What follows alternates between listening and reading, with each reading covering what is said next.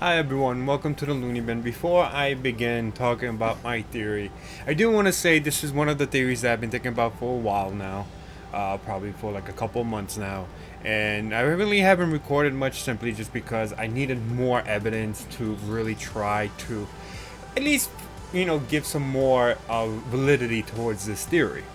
And what has been happening recently in the One Piece manga, I realized that this might be the perfect time to tell you about this theory. Now, I've been crafting this theory in my head mostly. I have notes right in front of me to give me at least like a guideline about, what to say. But I will go through a lot of the stuff about this theory through just my thoughts in my head, so it may seem a little convoluted. It may sound like I'm repeating stuff. It's just the way I can really give you the best thoughts I can give you without going off script, because I always tend to go off script with a lot of stuff that I do that is scripted. But I do want to talk about it because I think I'm very proud of this theory, because I think out of all the theories I've ever concocted in my goddamn head, I think this one has a bigger chance of becoming true. However, it is still a theory. I don't know if this is where Oda is heading. I don't know if this is exactly what will be, that will happen later on in the manga. But I do want to share this theory that I think, from recent events, especially from Vegapunk's message, that I think that is essentially pretty decent theory that I could share with you guys now. So to start off, if you haven't, been reading the newest manga chapters of One Piece, this will go into spoilers in that regard. So just in case, just want to give you a fair warning that they will go into spoilers if you are anime only. Now, let us begin by talking about Vegapunk's message. Chapter 1117, we see Vegapunk's message continuing. At the end of the chapter, we hear Vegapunk talk about and try to, talk to the members of who have the initial D in their name. We see Dragon, Sabo talks about Ace and Luffy, Law. We see Marshall, D. Teach, Blackbeard, we see them reacting to what could possibly be this message. And before we even get anything new, it gets cut off. Now, the official translation has it that it cuts off with "among you there is a." That's how the official translation ends. In the Japanese, or in the TCB translation, it doesn't end that way. It just says "among you there are more." More is just a katakana used in Japan that could mean a bunch of words, such as also, another, that kind of stuff. And this got me to thinking more about my theory, and I realized, you know what? There might be some validity to this theory based on what Vegapunk said. And here is what essentially the theory is. Joyboy was betrayed by a member of his crew. That crew essentially became, the D clan, and this betrayer of sort, faked it. Faked being a member of his crew. The other crew members didn't know about his betrayal, right? They didn't know. And he continuously faked it. He continuously paraded around this idea that he, wasn't the traitor. That he was still part of the crew. And the crew, I believe, essentially became the D clan. Now, there is a slight thing I want to point out in regards to this part of the theory, is that Nefertari D. Lily, I don't think was necessarily part of the crew, but just like, with Vivi and stuff like that, she doesn't necessarily have to be part of the crew, but someone who believed in Joyboy, who believed in what he wanted. And those who essentially did believe in that also, kind of are linked with the D clan, and they could have had a similar relationship the way Vivi had with the Straw Hats. So in some form or way, she could be an honorary member of like the Joyboy's crew, and that's what links her to the rest of the D clan. So there is still part of that. But I understand if some people are going to essentially use that to refute this part of the theory. But moving on, the traitor essentially betrayed Joyboy. Now, the only person who knew about this was probably Joyboy. But There are instances where we see with Zunisha, we see with the Iron Giant, where they talk about apologizing to Joyboy for some reason. I theorize that this person, this traitor among the crew, was getting into their heads, thinking about what Joyboy is actually trying to do, and trying to get them to believe that what Joyboy is trying to do was wrong. And this traitor more than likely had connection with the 20 Kingdoms. Also Emu, right? If we want to believe that Emu is from the Void Century. And he continuously tricked his crew, his crew members, to eventually believe that what Joyboy was doing was wrong, until the moment he betrayed Joyboy, and that was essentially the downfall of Joyboy. Because knowing Luffy as well, probably similar to, in a lot of ways, to Joyboy, he trusted his crew immensely. He never believed once that there will be a traitor. So, essentially that. And Joyboy, he really wanted to do something. And he probably planned out something like 800 years into the future, until the next, not necessarily incarnation of Joyboy, but the one who will take the mantle of what he wanted to do will come. The same reason why Goldie Roger said that he was late, right? Because the time wasn't there yet, because, as we know, Princess Shirahoshi wasn't born yet. So he was just late, and Shirahoshi is, as we know, Neptune. Not Neptune. God damn it. One of the ancient weapons. Sorry, my brain is fried. Sorry. There's so much going on in my brain right now, so I apologize, and just stick with me, right? Just stick with me. Poseidon. That's the name. Poseidon. Sorry about that. But, yes. And, essentially, he was late.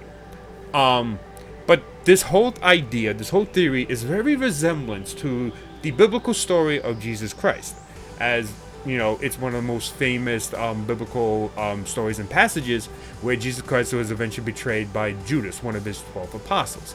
The 12 apostles, I don't think it's necessarily 12 apostles in the case of Joyboy, like he probably didn't have that many crew members, but he, had loyal people. Because he was the first pirate, he had a crew, and they went on journeys and adventures, and eventually got caught up with the conflict with the 20 Kingdoms. And those apostles, his crew members, one of them became a traitor. The reasoning behind why he wanted to betray Joyboy, I cannot give you a definitive answer, because there's still not enough information on that. I can give you a guess, though. My guess is that this person was fooled by Emu, or possibly this person wanted the very thing that Joyboy was. The Nika. The sun god Nika. He wanted that so much and became envious of what Joyboy did and was. And he wanted to betray him. It could also be something as simple as, he wanted power, and Emu, wanted to give him that power. But I think the best course of like why he did what he did was essentially that this person, this traitor, wanted the Nika fruit, and Emu probably promised him that he would. If you kill Joyboy, we will find the Nika fruit and you will have it. Unfortunately for Emu and the rest of the world government, Joyboy's fruit constantly kept escaping their grasp, to the point where like they were not able to keep that promise. And essentially, the descendants down the line, whoever this traitor's descendant was, now exists in the One Piece world. And there's many people, myself included, who believe that it would be Teach, and I think that is the most likely scenario. I will, though, argue that it could be Trafalgar the Water Law. Now, the reason why is because they, Luffy and Law created an alliance. Luffy asks if Law will ever betray him. Law says no. That could be a hint at it. I think it's very unlikely that it's Law, right? But I will also point out that Law also does act differently than other members of the D-Clan. He does act very differently. Like when he was being confronted by Doflamingo and all that stuff, he didn't act the same way like Luffy did during the execution at Logtown, the way Jaguar D. Sol did, the way Gold Roger did, right? And Ace as well as Rouge. So it's very possible that Law might not actually be a member of the D-Clan. He could be a fake D-Clan, right? a fake D-Clan member, because also his family wasn't that, like, I don't know, it just felt like his family wasn't that significant, or like his lineage wasn't that important to essentially be a member of the D-Clan, as if like maybe he like is pretending to be a member of the D-Clan for some reason. Now, I do think it is more likely to be Teach rather than Law, right? But right now, it's still uncertain who the traitor is, which member of the D-Clan is the traitor. Blackbeard is, like I said, is likely the possibility because of the opposite ideologies Luffy and Blackbeard both share, and it's very evident in Skypiea with the simple apple pie. One person liked the apple pie, the other person didn't. The other person liked the beer or drink, the other person didn't. And you have different ideologies. They share the same, focal point, which is dreams, freedom, and all that stuff, but they share it in the different opposite spectrum of what that dream entails, right? And I do think that leads to the possibility that it is most likely Teach. And another thing to point out, and another thing I want to say to prove this, is that anyone who essentially is connected to Joyboy, who essentially like apologized to Joyboy, seem to have some sort of curse upon them. Best example would be Zunisha. Now, granted, we only know Zunisha and I guess the Iron Giant a little bit, but who knows if the Iron Giant is even connected in any way to the D-Clan, or Joyboy, aside from like being a weapon of the Ancient Kingdom. Zunisha talks about him being cursed, and it's possible that Zunisha was one of the people who this traitor convinced that what Joyboy was doing was wrong. And when Joyboy died, Zunisha realized his mistake, like, oh my god, I can't believe I did this, and he became cursed. Like, it's very likely that Zunisha was one of the people who, allied themselves with Joyboy. I don't know, I don't think he was a member of the D-Clan or like a member of his crew, but he aligned himself. Similar to how, like, I would say kind of like Mumu was aligned with the All Along Pirates, or like Laboon is aligned with, Brooks Pirates. I forgot the name of the crew. Similar to that in some sort of way. And he probably was one of the people who that the traitor convinced enough to basically betray Joyboy, or like, try to get him away from Joyboy's ideology and what he wanted, which led to his downfall. And he said, Zunisha literally says that, he has been under this curse, or like he's been cursed to roam the seas for like however long. And Blackbeard is very similar in that regard, because as we know, Blackbeard can't sleep. There is something strange about Blackbeard, almost as if he's cursed as well. So it's possible that whoever in some form of way betrayed Joyboy, or, didn't really go alongside Joyboy and, help with his downfall, were cursed somehow. I don't know how exactly, but it's possible that both of them were convinced, or, Teach convinced Zunisha and stuff like that to essentially betray Joyboy. And this is very similar to the biblical story of Jesus Christ, right? Joyboy, sun god, Jesus Christ, God of Christianity, and, it has so many connections. Now, Oda has also constantly always tried to, change certain stories around, not go fully into, like, the exact, story it's based off, but change it around. I don't know exactly how he would do it, but I do believe that Joyboy was betrayed by someone who acted as if he was a member of the crew. And maybe he was until he got envied or whatever his reason for betraying was. And, had a thirst for power and was, hopefully it was granted from Imu, and betrayed Joyboy. So, with that in mind, the idea that Joyboy's downfall was from a traitor is a very common trait that happens in One Piece. And, when we first, arrived in Zunisha, there was, things, people were, theorizing that there was some sort of traitor. Like, it seemed like some sort of traitor, and then eventually there was some sort of traitor, as we know, with what happens in Wano, right?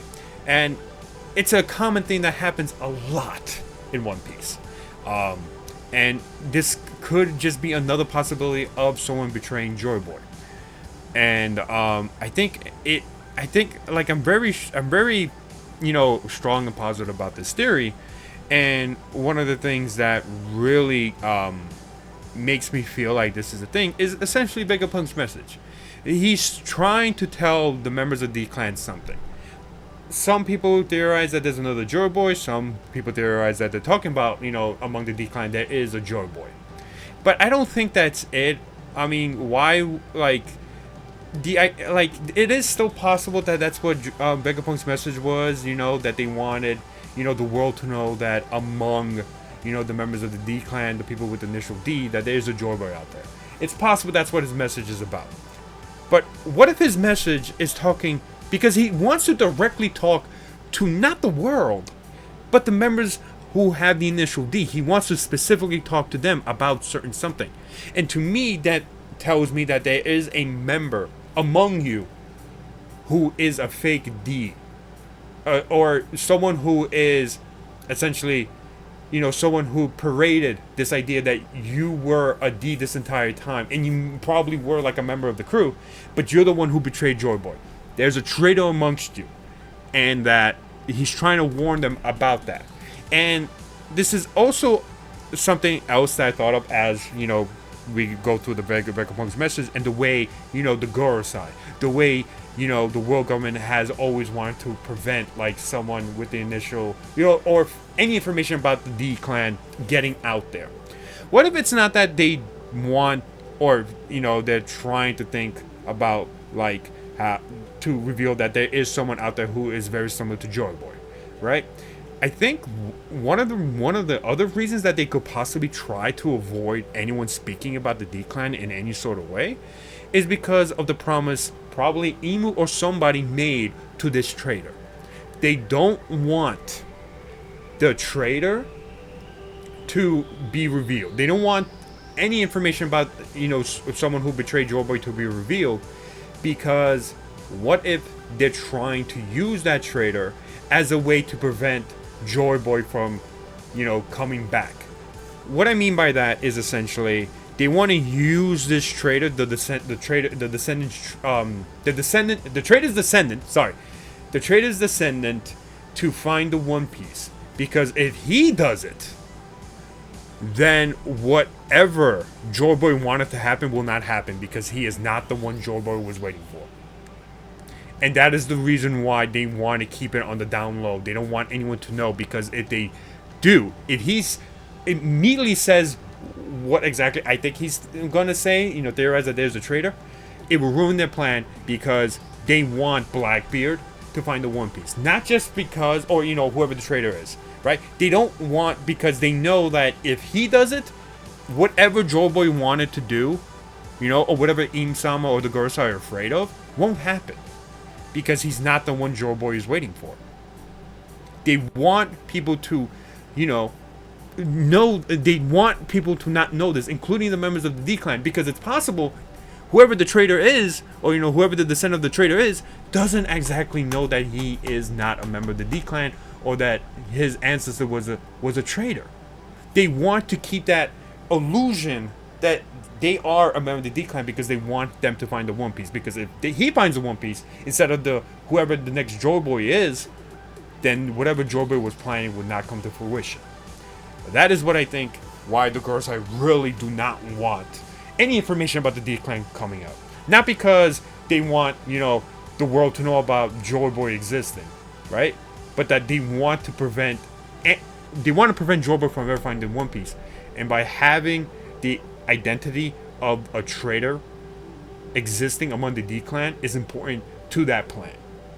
Now, of course, there is still the whole thing about, why would then, they want to stop, like the Buccaneers or somebody else, or like any sort of race to, like, pray to the sun god, pray to Nika, or pray to Joyboy, or, think about Joyboy.